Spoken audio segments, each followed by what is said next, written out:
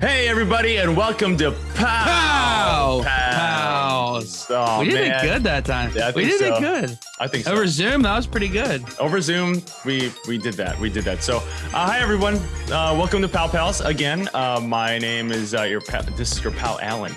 I'm your pal Jake. Awesome, and we're so excited you're here. This is great. We're online today because we've got a lot to do, and we ain't got no time to go sit on some couches. Yeah, we just got to do what we got to do. Jake, I love that you have a poster of your movie behind you there. It's called Hope Actually. Is that going to be available? Me. Yeah, there's you. You actually in it. You're actually an actor in it. Yeah. Which is great. Is that out soon or? I don't know. Well, I'm hoping it will be. I hope that it's actually out soon. Well, make sure you let us know. Make sure you let the Pals know and the Nerdy Christians know, so that we could all watch it and maybe talk about it. Maybe talk about the themes, because I know a little bit about it from the way you and Joe talk about it. Joe is our you could say he's our boss, but he's really just our friend who's a really good mentor and a really great film guy, filmmaker, great storyteller. So let's we'll watch that. We'll I don't know, we might even review it. Who knows? That would be kind of cool.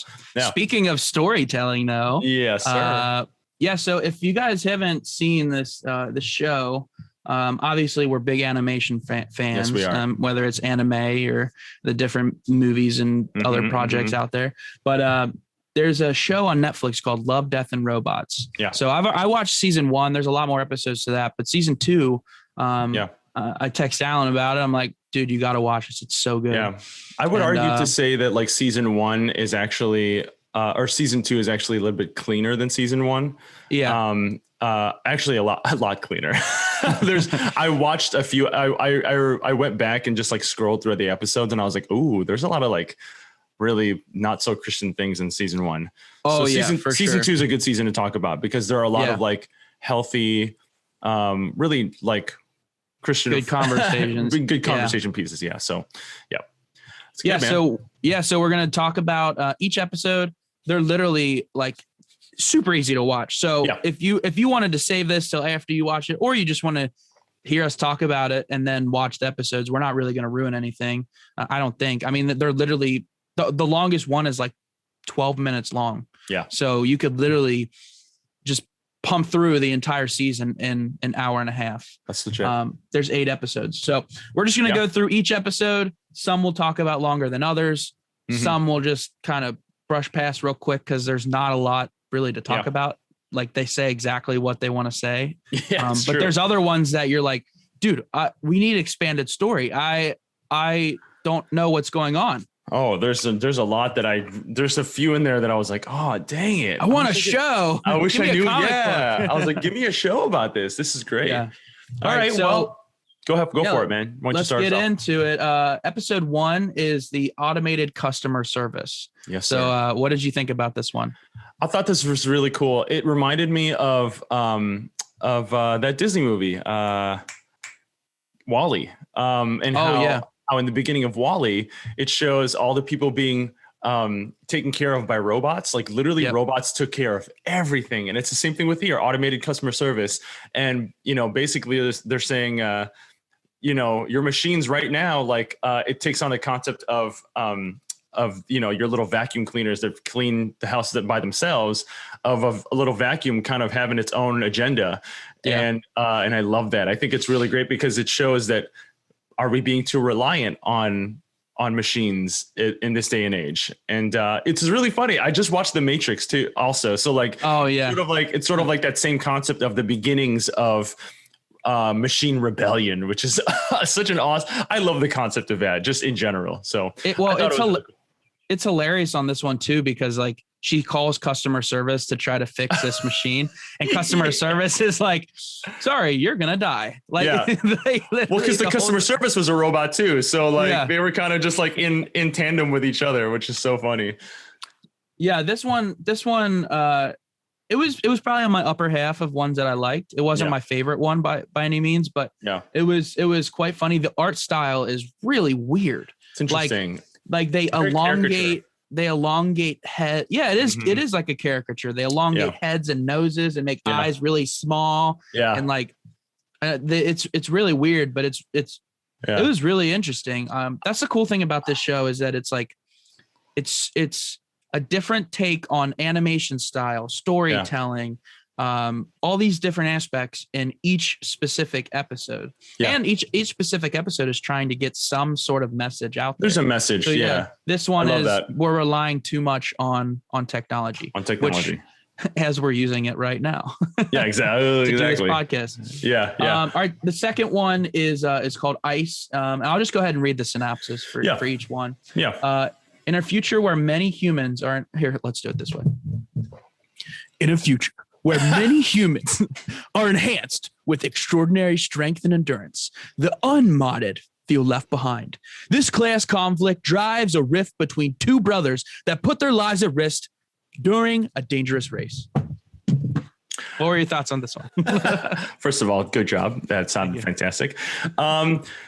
This was it wasn't like one of my favorites, but I understood what they were trying to say. And I'm glad that the synopsises exist because I actually didn't get it at first. I actually didn't understand it at first. So, but it shows that like actually that the modded would win. that like if you're not modded, if you don't assimilate, you would miss out. Even the whales seemed modded, didn't they? Like the whales seemed machines, like glowing. So it was good. I felt the message could have been stronger, I guess. The acting was okay. Like the characters, I don't know, even the main character, like there's always one central character in all of these. And even the central character, I wasn't really invested in. So I don't know. Yeah.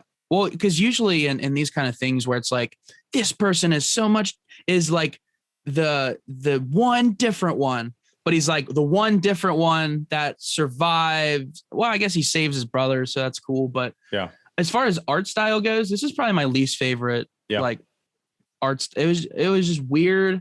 The colors they used, the style, I don't know. It was dark. Weird. It reminded me of Samurai Jack, but I love Samurai Jack. But a little bit. But it wasn't. But even then, it wasn't as well. Samurai Jack is very colorful. I feel like. Yeah, and I think that like lends very to contrasting. That art style. Yeah. Right. Totally. Yeah. So let's move on. It's not my favorite either. It might be honestly my least favorite out of all of the ones. Probably mine too, actually. There's one that I liked less. Okay. The next one though, I'll go ahead and read the synopsis for this one. This one is actually one of my favorites. The art style is amazing. The story is super weird and interesting. This one kind of confused me a little bit too. So I want to read the synopsis to get a little bit for myself too. Yeah. In a future where resources are controlled by the rich, unregistered offspring are forbidden by the state. A police officer charged with enforcing population control faces a crisis of conscience. Which they didn't do a good job of explaining that, like unregistered offspring by like the not rich are forbidden. Like they didn't really explain that too well. So that's where I was kind of confused. I thought it was population control because humans live for like ever. Yeah. And so when they decided to have a human, then they didn't die and they just kept living with another human. Sure. Which might be the case in the story. But basically this takes place with this guy that is basically population control and goes and kills kids. Like it is a dark story. And in the season I'm in right now, it was like it hit even harder because you have a baby daughter. So he's also going through this like awakening of himself where he's realizing that this is not a great job. Maybe put in your resignation and try to find something different. It's probably not healthy for your soul to murder children. He's having this like battle in his head of like, because they show that he wants to have a baby now. So he's killing all of these kids when he now wants to have a kid. And it all culminates towards the end of this episode where he sees this lady buying this toy. So he follows her to her house, which, by the way, her house is in the most beautiful spot ever. It's like a waterfall right around. Yeah, I know. There's like it's desolate. It's lovely. Yeah, it's lovely. But he goes in and he doesn't kill the kid right away. He just asks this lady questions about why, and she explains by saying, she's lived for a long time. Yeah, humans are selfish, and it's good to not be selfish and to like see life through this little child's eyes and see like all of these things for the first time. That is kind of interesting. So this one was and then he ends up dying. So. Yep. Well, he ends up defending the little girl. I love this one. It reminds me a lot of Paul, a lot of Saul of Tarsus, because he was over here killing Christians, and then he had a change of heart through the Lord Jesus. So it reminds me a lot of that. It also reminds me of the seduction of eternal life, like in a fleshly way. Like we as Christians, we have eternal life through God and through heaven. But this was saying like, actually what I got out of it was, it seemed like to me that they were taking the youth they were taking the youth away to give them more youth. And I was wondering if there was science behind that. I was wondering if they were killing the kids in order to get more of whatever serum they were giving to themselves. I don't know. Again, we need more explanation. It's only a couple minutes episode, which this is one of those where I wish that there was more, because I really enjoyed the world building, and I really enjoyed even the woman he was with, who he was spending his whole life with. And they joked about, oh, what if you got me pregnant? And they were like, no, like, no, that's crazy. And but from a Christian perspective, this is really fascinating. This guy had a change of heart, and from a Christian mindset, like I would totally see the story going. He like found Jesus, and then he's like, I can't be killing babies anymore. I need to defend them. And this would have been a great show where he like defends, like after killing, he would defend everybody. You know what I mean? Like that would be so awesome. And just the animation style of this is just so gorgeous. Cool. It's so gorgeous. And he's got like a really cool look. You know what I mean? He's got a very Bruce Wayne look. Yeah, he does. And he's got a sweet suit. Yeah. And if he's got a sweet hat, like it would have been the coolest show to expand on. There's one part of it when he's like, he just kills a kid and he's outside after killing the kid, and the parent of the kid is just yelling child murder at him. Child murder. And I was just like, oh my gosh. Like, I mean, I if that doesn't convict you, I don't know what will. So man, rough. That's good. There's a deeper message in there, even to that extent. It was a really well made episode for sure. It was. But this one and the one that we're going to talk about right now are the two that I wish were full shows, just so I could understand more. So this is the one that I text you. I'm like, dude, if you don't watch any more of them, just watch this one. And I say that for everybody. This one's called Snow in the Desert. Yeah.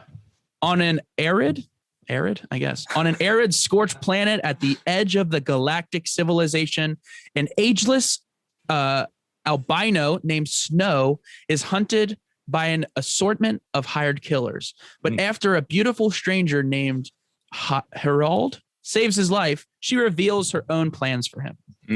So this one, again, the art style is so good. Also, the world that they built almost feels like this, like alternate Star Wars reality. That's what I was thinking. It's like totally Star Wars. Yeah, it's like this alternate Star Wars. Like I'm telling you, if this was what the new Star Wars like trilogy was built around, I agree. Oh, this would have been. I mean, this would have been really good. Oh my gosh, really, really good. Yeah. So basically, it's about this guy. They introduce us to this guy that's wearing like a mask with glasses and a hood. Very Mortal Kombat. Great look. Very Mortal Kombat. But he's walking through, and he buys this, I guess, food from this guy, and then he goes to this bar, and these people come up to him, and water is water and liquid is like a high quality resource, because even when he got his beer, there was like a lid on it. Yeah. And like they had to like put in numbers. That was really cool. See, again, the world building. Woohoo. And that's super weird, because even when he was at home, he had to still do the same thing. So it's like, it's like, I don't know. It's interesting. Or it could be like, I saw this new thing. It's this new like drink coverer for bars and whatnot to stop like drugging and whatnot. So I don't know if that's like a futuristic like drink stopper. I love thing. it. I don't know. Yeah, man. Again, I want to know more. Like, tell me what. I know. Me too. What's the point of it? Right. So he's at this bar. He gets a beer. These thugs come up. Which, by the way, they were like skinless. They had no skin. That was. I don't know if you noticed that. Like. Yeah. It showed like their bones and muscles, and I think it's because of this like lack of water. I think it's because of this lack of like sustenance. Like it seems like to me that this world is built around, liquid resources. And so like, it seems like, and like, I guess the sun is really hot or something.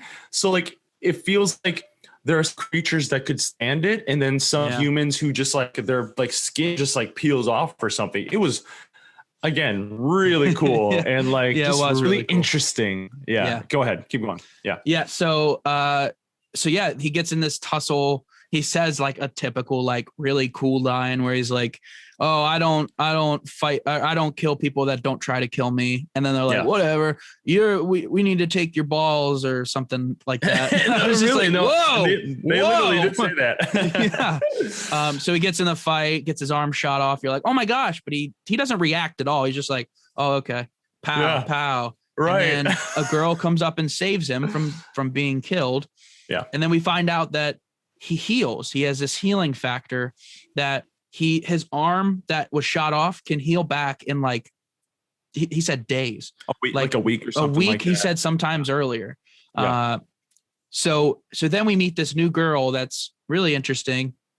She wants to take him to this area where there's science. Oh, it's the robots. It's like robots that aren't trying, which is it's actually a really cool concept, because I feel like every one of these futuristic weird ones is like, the robots are trying to kill us. All right. But in this one, these robots were programmed to save humanity. Yes. And so we don't see any more of that. So again, I wish that we had more of it so we could see like how that plays out. But just the concept and the thought of it, of like, hey, let me take you to these robots that want to figure out, why you're healing, and so they can save humanity. Yeah. Instead of destroying humanity, which like so many TV shows and different movies and stories are brought up on, which there's several in just this season too. Sure. There's 2 episodes of robots trying to kill humans. But so then we get back to his like home or whatever, and they have a little love making session, and you don't see anything though. So if you're like a Christian that's worried about it, you don't see anything. And I was worried about it, but it was fine. Yeah, you don't see anything, so good. And then these people come out of this thing, awesome again. The characters look sweet. Great fight scene. Fight scene. It was, and their blasters had like real power to them. You know what I mean? Like each handheld was basically a shotgun. Yeah, like it actually, instead of like, in Star Wars, it like hits him and it's just like this little ring right here. Yeah. This one, it like blows off his arm. Like one shot blows off his arm, blows off his leg. Yeah. It was cool. I liked it a lot. Again, it was cool. Really cool. So cool. Yeah. So then he's like, they're in this battle. He kills all the people except for the one guy that's still left over. The girl ends up trying to save him, gets like shot and killed. So we think, and then right as the like main guy is about to kill the albino character, Snow. Snow. Snow. Yeah. Right as he's about to kill him, the freaking girl like just like chops him in half or puts her arm through him. Puts her arm right through him, like very Invincible style, like it was. And so and then we see like half of her face is human and half of it is like robot. Synthetic. Synthetic. Super cool. Yeah. And then they end up like, but what's great is that she reveals that she has also lived a long life because she's half synthetic. So like, which is great. In my head, I was like, oh, they fell in love. They fell in love. And now he has cause he reveals that like, oh yeah, I've had many companions. I had a wife, but she died because of old age. And well, she killed herself because she was old. Right. Yeah, she killed herself. Right. He said 13 years ago she killed herself. Right. Yeah. So which means that like, he's just been like kind of going by. I could imagine someone like that being like, well, why even try love? You know, if all my partners are going to die before me anyway. Yeah. Like, why even try it? But now he's found a partner who he can literally spend his eternity with.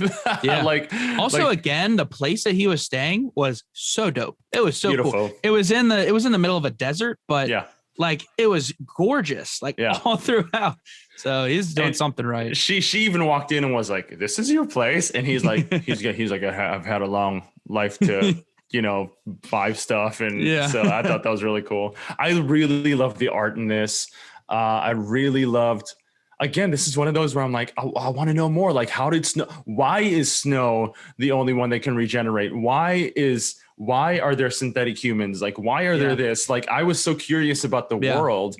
Like you said, this was like this would have been a good expansion on Star Wars, and it totally would have, because it sort of takes that post-apocalyptic, like kind of, visionary style that A New Hope has, and expands on the technology. Mm-hmm. It still looks rustic and still looks very desert, but it just expands on the technology. And so it feels grounded.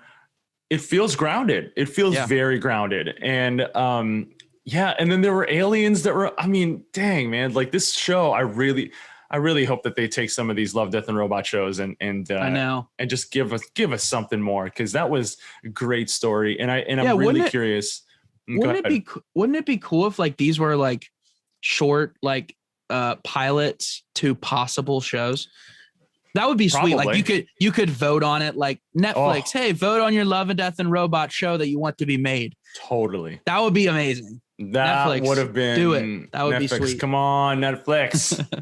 You've got too much good stuff. Yeah, go ahead. The rest of these, I'm just going to power through. Yeah. Because, there's some good ones, but the last two we talked about were definitely the best ones. Yeah. All right, the tall grass. When a train makes an unscheduled stop in the middle of nowhere, a lone traveler is lured into surrounding fields by ethereal lights. But his curiosity may prove deadly when he discovers the hellish source of the illumination.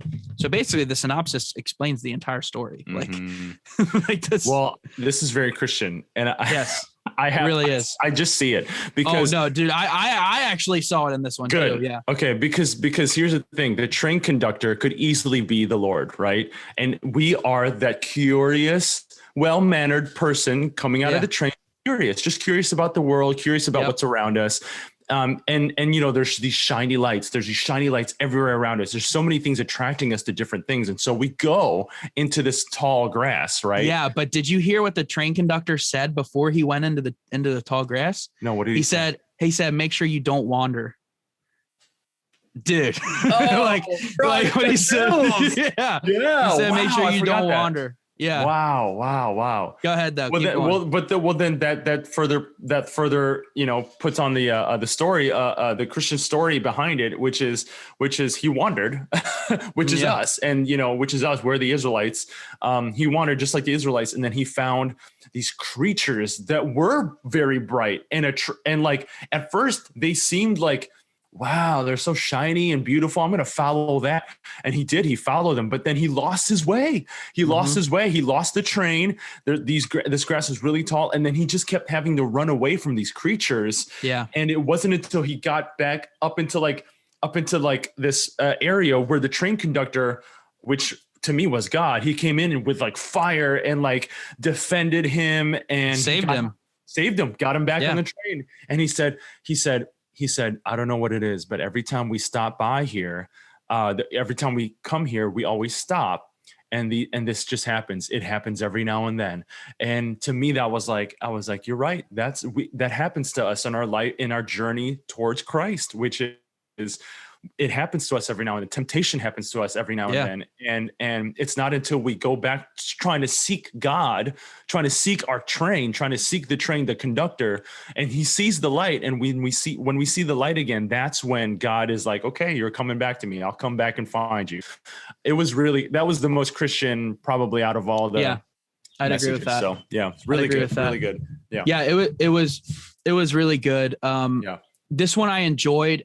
The story was very straightforward. So like there was no, there like the other two that we just talked about, like those were world building. Like there was tons of things that were never explained. Yeah. This one is so straightforward. It's a guy on a train. He gets off the train because the train breaks down. He wants to smokes a cigarette. And the train conductor says, don't wander. He sees bright lights out in this cornfield, goes out, starts wandering. And then like basically hell happens and devils and demons are upon him. Ooh. And he's running, trying to get away. Like the running towards the train. Like that's his safe haven. That's how he gets safe. Yes. That is what was interesting to me. He's running towards the train. He can hear the train conductor's voice. He can hear the train conductor's voice. Come on. That preaches on its own. That preaches on its own. Wow. He can hear his voice. So he finally gets saved and super cool. The next one we'll go through really quick. It's very strange. Alan, you didn't get very much. You didn't get very much from it. But it was just funny to me. I don't know. Yeah, it was funny. Yeah, it was funny. Yeah. On Christmas Eve, a young girl and her little brother lie awake. While jingle bells announce St. Nick's arrival, they sneak downstairs hoping to catch a glimpse of the mythical gift giver, but find something unexpected. And we can wrap this up pretty quick. It was 5 minutes long. The unexpected gift giver was like this spider that had like hands around its mouth, and it literally would like go right up to him and sniff him. And then like he'd say like, he'd sniff Alan and say, Alan, good. And then puke up a present and give it to the kid. Great. I thought the monster was going to sniff the boy and then say bad and then eat him. And then eat him. Yeah. That's what I thought too. The funny thing is the kids at the end of it are like, I wonder what he would have done if we were bad. Exactly. Which is, and you brought up something really nice earlier when you were talking to me about the episode. Cause I was telling you like, I couldn't get really anything out of the episode, but what did you say? You said, cause go ahead. Yeah. It's just basically like how kids have no, like, they basically make a monster out of Santa by like, I need the gifts. Give me the gifts, all the gifts. No gift is ever enough. Where's the next one? Okay. I open this one. Okay. Next one. Okay. This one. Okay. Next one. And it's like, if we I mean, it's deep, but I think it's also just like a hilarious thing. Yeah. You know what I mean? Like it is like gifts and presents are this monster. Like, do you really, I mean, you could look at it this way, give up all this stuff for this present thing. Yeah. Like if you have to give up all of this stuff for this present, is it that important to you? But I don't know if that's what they were going for. They probably just were like, hey, it'd be interesting if we had this gift giving monster that sniffs kids and eats them if they're not good. Well, I mean, from the theme of all these shows, it seems like all the directors do have a vision and they do have a message. So I could totally see your understanding of it being the thing, because I took a very different approach to it, maybe because I was just like so enthralled with the tall grass one that like I was just like, this just seems like the silly one out of the batch. But, it was definitely silly. Next one was really good though. Next one was really good. See, I didn't love the next one. Michael B. Jordan is in it. The art style is amazing. Ooh, I'll go ahead and read the synopsis. When his ship is damaged in a battle, a combat pilot crash lands on a desolate planet. Fortunately, there's an automated shelter on the surface he can take refuge in until rescue arrives. If he survives that long, though. I saw this as a full movie that they could have done, like a full thriller, which they've done. They've done thrillers like this with just like one actor. Yeah. What is it? The Martian. Yes. There you go. The Martian, perfect example. Yeah. Yeah. But I like Michael B. Jordan's acting in this. But I also really wanted to see more of his story and like more of the story around the thing. And I know that there could have been more as far as like that hutch.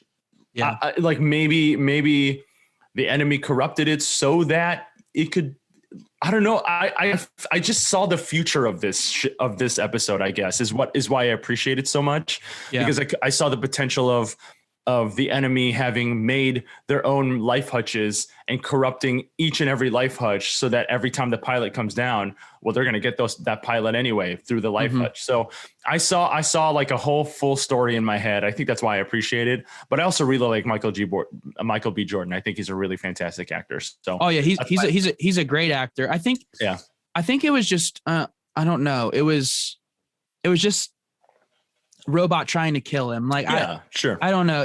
Like I was saying earlier, we literally had a very similar one, just in an old person's home a couple episodes earlier. So this one was definitely more graphic, like his hand getting like crushed. Oh, I mean, and he was like his tear was coming down. Man. Yeah, it was rough. It was, I don't understand why. I know the robot was like broken, but I don't understand why the robot couldn't see him, but could see like another thing that maybe was it just on movement? Is that why? Yeah, movement was its thing. It was very like quiet place. It was very quiet place. Where if he moved anywhere, the robot could sense it. But again, I really believe that the allure of that episode is because of the possibilities of it. So.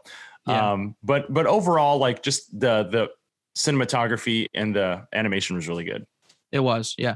I think all of these, besides the ice one, I didn't love that animation style, but same. All of these animation style is just absolutely gorgeous. Like some of them, like the life hutch, it doesn't even look like animation. You can tell real. You can tell by the way that they're moving that it's animation. Yeah, but it looks real. Like so real. There's some shots where I'm like, did they just film this? Like, because it is Michael B. Jordan. It's someone you would recognize. So you we're like, oh, is that CG? I don't think that. Like, it's very deceiving. So yeah. Okay, the last one. This one's actually really interesting, and this really one is interesting. This one just shows how people, I think, treat death like in our society. So this one's called The Drowned Giant. Yes. When a 200-foot tall naked body washes up ashore outside a small fishing village, crowds gather to witness the spectacle. A local scientist documents the Leviathan's surrender to nature.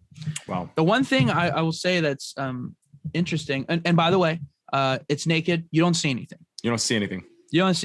I mean, so, you kind of do later. Maybe a little bit, but not a lot. It's not like in the. It's not in your face. Yeah, it's not in your. They're not like in your face about it. Yeah. So basically, this giant washes up on shore. It doesn't even wash up. You just see this human character start to walk down, and he sees this. It's basically like a whale.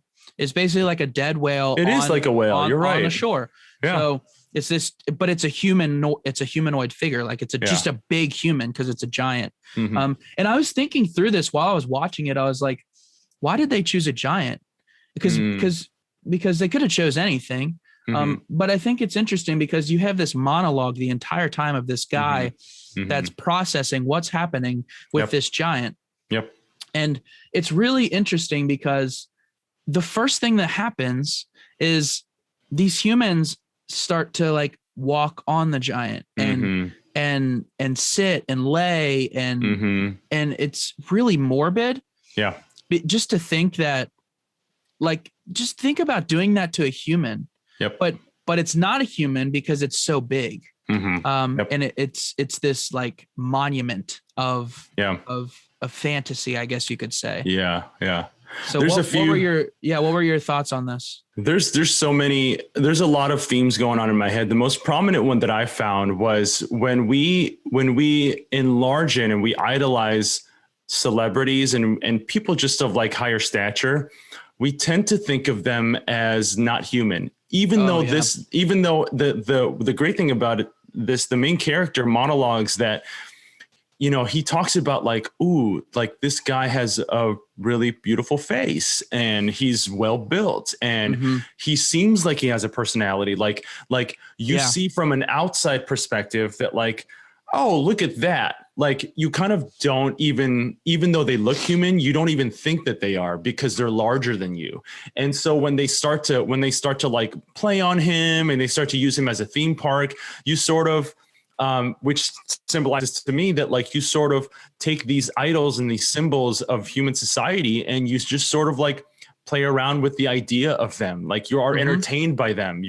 You sort of like look at their life and it's like, oh, that's not me. So I can do, I can think whatever I want about that person. But then at the end, they end up decapitating it and then displaying his body parts all around the town. And again, it's like once they're dead to you. They don't, it doesn't matter. Like you could put up posters of them, like, even if they saved your life or they did something terrible, it's like, it doesn't matter because they weren't a real person in your head. So, that to me, that's the most thematic. That's the biggest, like deepest theme that I got from it. And it's really fascinating, but there's also themes of just like, that giant could be Earth, could be planet Earth and how we're treating planet Earth. And again, the mystery of this giant, I was like, where does this giant come from? Like Goliath? Like, is this, you know what I mean? It was, again, the mystery of this was really, really interesting. And I appreciated that there was some guy behind it, looking at it from an outside perspective and being like, why are we treating this person this way? Well, it's just a person. Yeah. And he's processing through this as people are doing. He goes to see it every day. And he's like, he doesn't step on the giant because he feels like the giant is still alive and he's just sleeping. Yes. And that's if you want to get into a conversation, that's how a lot of people, when you go to a funeral, you're like, oh my gosh, they just look like they're sleeping. They look peaceful. Yeah. And so I think what I got out of this is that, let me try to get my brain on track so I can explain this clearly. Yeah, man. I think what I got out of it is that we are so detached from death now. If it's not someone that's personally in our life. Wow. So like we see on the news every single day, Facebook, all of these things through these screens, and not that these people didn't see this giant in real life, because they didn't see it die, one, and two, they don't see it as a human because it's not right. So I think sometimes us as humans, we see somebody die on TV. I mean, like an actual death. Sure. And we don't sympathize with it because one, we didn't see them die, and two, we don't see them as human because we didn't know them. Right. So, I mean, that's kind of how I took it. These people didn't know this giant. They didn't see it die. And so it's not hard to just walk on the giant and go play on this monument because they don't have remorse for it. They don't have any sort of sympathy for it. It's true. Wow. So yeah, it's just really interesting. And the monologue, I want to watch it again so I can listen to the monologue again, because it plays over time. It's like months. It's like a month or two of this guy going to visit this thing. This is probably the longest one. Time it is. wise. I think it is, but it's a good one, man. Yeah. Like, and because it's so long, you can really analyze it. And it's a true piece of art. That this one, I think this one out of all of them has a lot of like artwork done to it. And I'm not talking about like visual art. I'm talking about everything. I'm talking, the story is very deep. The like themes, the theme, the theology, the ideology, it's very deep and it's really cool. Like it really makes you think. So, man, all these shows are so great. I can't recommend it enough. Like if you haven't, please watch it. Tell us what you think. Tell us what you think in the comments. Like tell us what you think each one represented and how it affected you, so good. So good. Yeah. It's very good. Yeah. Got anything else for us before we hop off of here? No, man. I mean, we had a great Nerdy Christian session last night. So if you haven't already, join us for Nerdy Christian Bible Study. We do it every Tuesday nights, Eastern Standard Time, 7:30 at night on Zoom. So you could be from anywhere in the world and you can join us. There's a great group of us. Some of us from here, some of us from Cincinnati, some of us from not from Cincinnati, which is what I want. I want us to be all from all over the place because there's nerdy Christians everywhere. So so there's a bunch of pals around us, and we just don't know it. So what about you? Guess what? You can join. It's okay to join and you could just sit and watch. That's right. We'll talk. We'll do all the talking. You see how much me and Alan like to talk, and we do talk a lot. We'll ask questions. We lead it. You don't have to lead anything. I lead a week. Alan leads a week. It's really cool. And we do talk about nerdy stuff. It's not just straight up small group Bible study stuff, which is great. And we love that, but we talk about nerdy stuff as well. And we try to really 15 minutes after that, we talk about nerdy stuff. You know what I mean? Yeah. It's really good. So, awesome, man. I love this show. If you guys can watch this, check it out. If you haven't watched it, if you have watched it, you've enjoyed with us. Yes. And stay nerdy. Stay nerdy. All right. See ya. Peace.